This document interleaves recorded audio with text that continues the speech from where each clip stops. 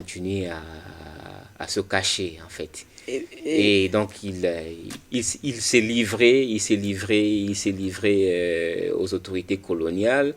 Et l'Abaco s'est organisé pour lui trouver ou trouver aux dirigeants de l'Abaco, qui étaient aux arrêts, un avocat français, Maître Croquez. et pendant ces temps, sa famille était...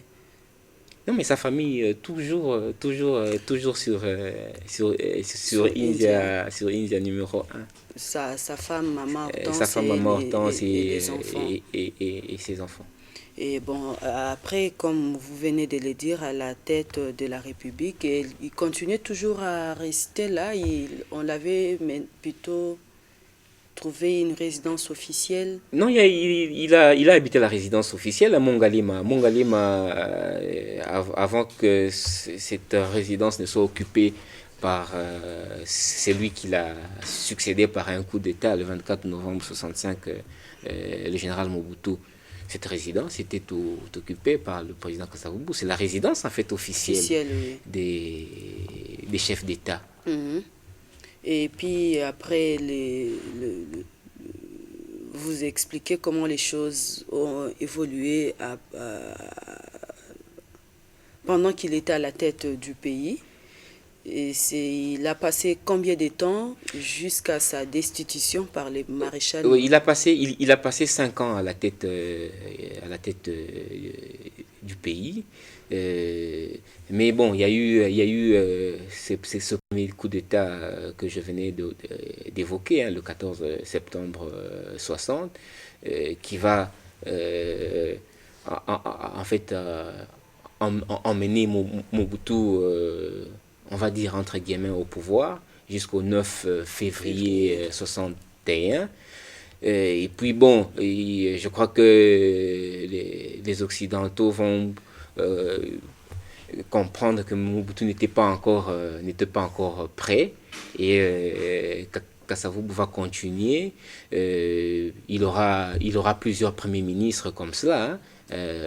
J'avais cité Iléo, mais après le conclave de Lovanium, il y a eu Cyril Adoula. Quelque temps après, il y a eu Moïse Tchombe. Après, entre les deux, Moïse Tchombe et Kasavubu, il y a eu encore un désaccord, et finalement, il y a eu Évariste Kimba qui a été pendu. En 66. Voilà, là le temps nous fait défaut, la réalisation me fait signe que nous avons débordé un tout petit peu. Et là, j'espère qu'on va continuer. C'est tellement intéressant qu'on ne s'est pas arrêté là. On va devoir continuer au cours d'une émission que vous allez bien pouvoir accepter de continuer avec nous. Je suis heureux d'avoir participé à cette émission, parce que je me suis donné pour objectif que de rectifier en fait un peu l'histoire politique de notre pays, parce que trop souvent on a tendance à parler du premier ministre Patrice Emery Lumumba, que je respecte, hein, mais moins du premier président Joseph Kasavubu. Pourquoi, selon vous, pourquoi on a tendance de ne pas parler de... Mais bon, j'ai dit toujours que bon, ceux qui ont succédé au président Kasavubu, ils ont tous été des Lumumbistes, hein. Mobutu a été Lumumbiste, c'était le secrétaire particulier de Lumumba, hein, Mzee Lumumbiste. Donc c'est tout à fait normal qu'on puisse parler en fait un peu de Lumumba, mais bon, c'est surtout parce que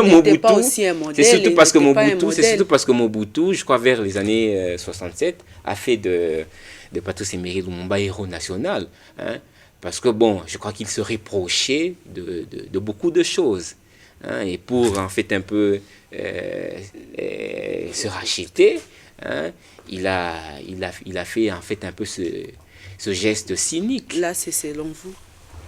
Et c'est l'histoire. Et n'engage que vous.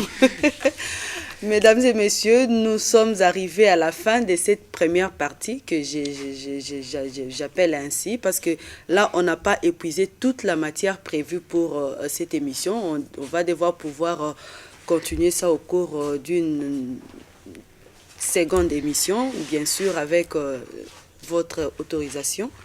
À votre disposition, Madame Nana. D'accord, merci beaucoup et on se retrouve la semaine prochaine pour la suite de cette émission que nous avons commencé aujourd'hui sur l'histoire de celui que nous avons dit qu'il fut le tout premier président de la République du Congo, l'actuelle République démocratique du Congo. Mesdames et messieurs, prenez donc rendez-vous pour le prochain numéro des pages d'histoire.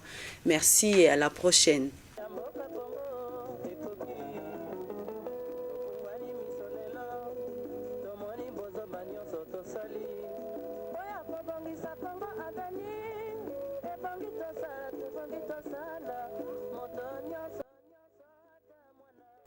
Ya mboka Kongo ekoki okungwani miso lelo tomoni bozomba nyonso tosali